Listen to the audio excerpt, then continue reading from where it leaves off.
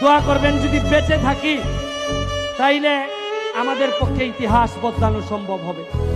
আর যদি মাইরা ফেলে তাইলে বলে যাচ্ছি, ভালো ছেলে মেয়ে যারা আছে তাদের মধ্য থেকে সৎ মানুষ যারা আছে তাদেরকে এমপি বানাবেন।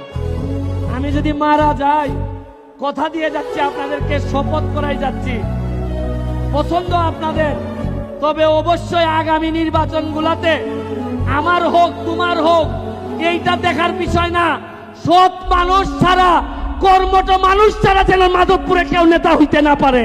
এ বেটারে লইয়া দে মানুষে কত নানানটা কতটা হয়, কিন্তু এটা সঠিক নাই রে বায়ান। এ বেটার প্রবাসীর লইয়া অনেকটা করে, বাংলাদেশের মানুষ, বাংলাদেশের ভিতরে মানুষে কতটুকু উপকার করে হে বেটা জানের, কিন্তু হে বেটার পিছনে দিয়ে দুর্নীতি লাগিয়েছে মানুষ। এটা কোন কারণে হোসেন ভাই?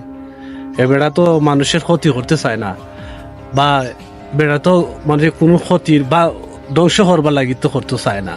হে বেটা যে তুই করে বহুত বালাই করে, মানুষের অত হিংসা মিন্দা লাগিয়েছে, কিন্তু হে বেটা তো থাকে, হে বেড়া দেশটারে উন্নত করতে পারবো, কিন্তু গরিব গুড়ার সামনে ফাঁসে দাঁড়াইতে পারবো, কিন্তু হে বেড়ার লোকে পিছনে লাগিয়েছে মানুষ। এটা তো সঠিক নাই। হুমকি তুমকি দিয়া বেড়ারে নষ্টর হতে মানে চাও নষ্ট হইতো, কিন্তু রাখে আল্লাহ মা রেখে আল্লাহ দিদির এখন বন্ধায় হাজার ধ্বংস হইয়া পারতো নাই, কিন্তু আল্লাহ চাইলে সব কিছু করতে পারবো। অতটুকু মানুষের দুর্নীতি হিংসা মানি লাগিয়েছে। এবেড়া অনেকটা করে, এবেড়া তাহলে দেশ আরো আগিয়ে যাইব ইনশাআল্লাহ। আর এবেড়ারে হিংসা আনি দেয়া খেউ এমনও না দেন, এবেড়ার মতন মানুষ বাংলাদেশের মাঝে আমি দেখি না, কিন্তু আমার সিলেটের মানুষ, ডিস্ট্রিক্টের মানুষ আমি বুঝতে পারি এবেড়া কতটুকু মানুষ পালানি না খারাপ।